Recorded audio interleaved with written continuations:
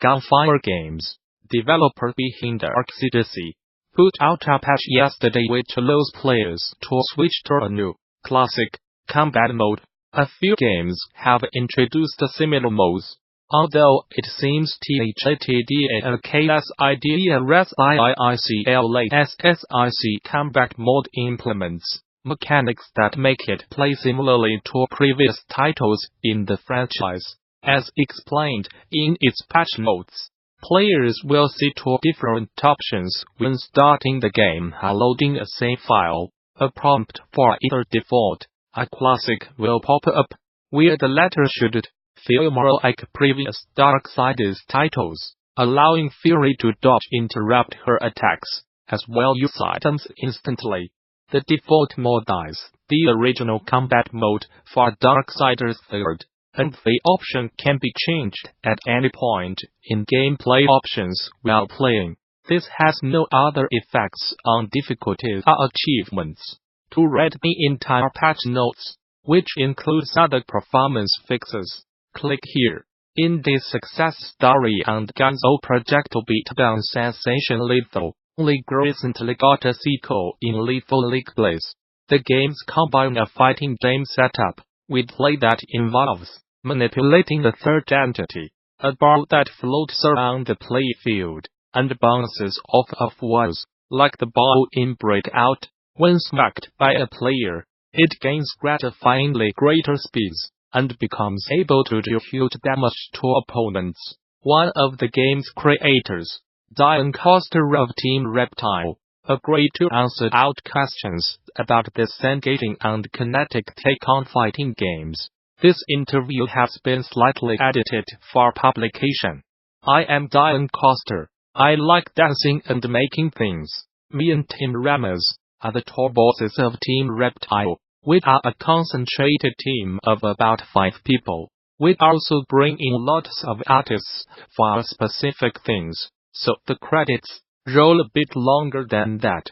My own role is that of a game director, determining the style and vision both visual and gameplay-wise are the things on my plate. Tim is on the business and management side, but both of us still spend most of our time hands-on with the game. We released our first game, called Megabyte Punch, in 2013, and then our first heavy hitter, Lethal League, in 2014. Lethal League did really well. Both of us moved out, and from that point on we were truly self-sufficient. We never worked with a publisher, or received any funds for development either, mostly because we cannot work without full creative control. Lethal League Blaze is our latest release, and it did even better for us than the original Lethal League. All of our games made their investment back and a bunch more for the Lethal League series. So as an independent studio we are pretty well off. Of course, we do not want to sit back too much. We do our best to challenge ourselves in ways for air in the game. And if the fans can see our sincerity with that, then I am as happy as can be. Sure, while we were making Megabyte Punch, there was a mechanic that reflected projectiles.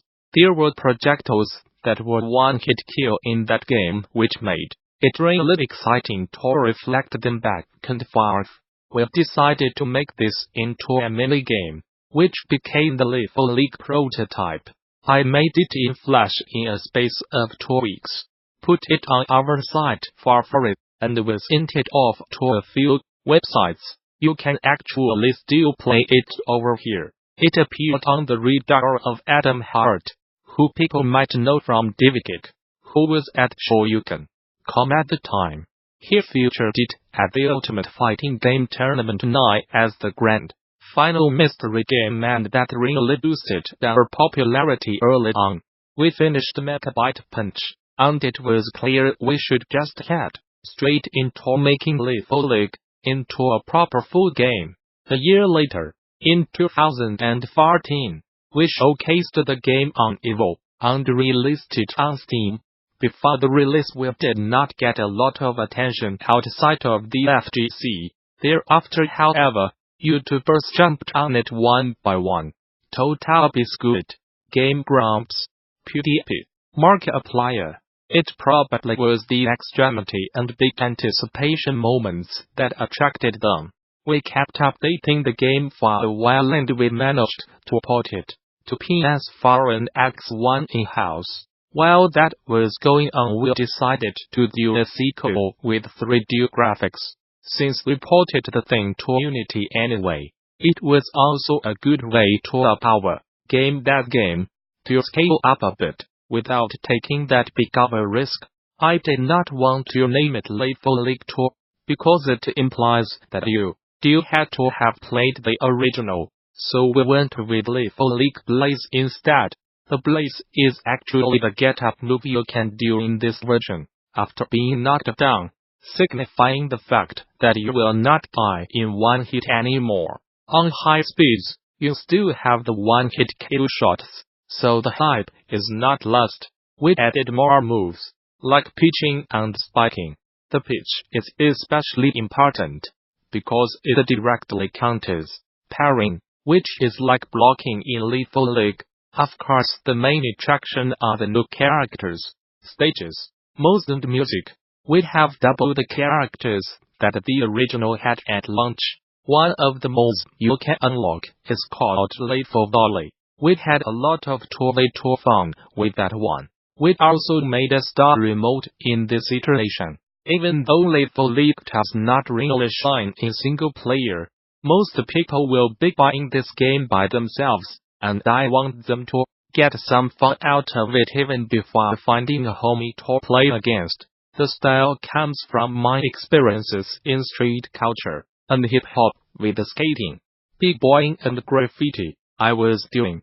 This is what drew me to Jet Set Radio Future at the time, which blew my mind with near-future versions of the styles I was familiar with. Hip-hop originated in America, of course, but what they had done was use inspiration from the French sci-fi artist Mobius and the backdrop of Tokyo to advance it into new territory. Although I admit it hit me more than others, because I saw where it was coming from.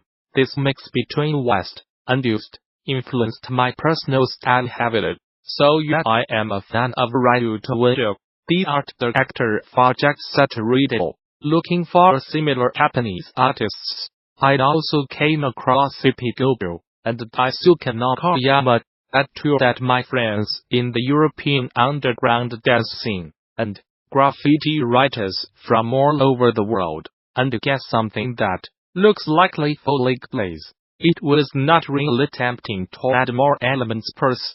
When looking at people picking up the games we make, they usually seem to have more fun with something deep instead of something complex. If you get what I mean, there are still not that many elements compared to most top-of-the-bill fighting games. But the interactions in certain contexts or with certain additional inputs actually number quite a few. It's true that I like to hide extra mechanics inside others. Some definitely disagree with me here, but I believe the fun of discovering and sharing this is a big part of enjoying the game. It's also a way to keep it interesting for both beginners and experienced players. There's many techniques to learn, but they will not get in the way when you are playing free for at a house party. In action games, there's an old trick to give more impact to an hit. Be it fighting games, beat 'em ups or sports. You would pause the animation at the moment of impact to give the feel that the thing you are hitting has more resistance. I added this hit pause, as we call it, without a thought to it. Prototype, and when I had the ball speed up, it made sense to increase this pause along with it. Of course, the speed of the ball can be increased exponentially, so you would be hanging there for multiple seconds after a while. This upped the hype by a ton, so it felt like it was the right direction. We really wanted to show the characters close up, but the gameplay does not really allow for that. Although it was very late in development, we still needed a KO moment anyway. So I went ahead and tried a few camera movements. It turned out it did not take much to look dope. Because with the way we handle animation, the characters are in poses that work by themselves pretty much all the time. You see, sometime during development we switched to limited animation. Instead of 60 FPS full animation for the characters, for better readability under more stylized appeal. This tweet from Team Reptile's Twitter account demonstrates the animation. This means that almost all animation frames are hand-picked poses. We did, however, have trouble with the backgrounds not supporting all the new angles and positions of the camera. You could see through all the smoke and mirrors, so to speak. In the end, the teaser we made to announce the game a year before inspired the solution to this problem.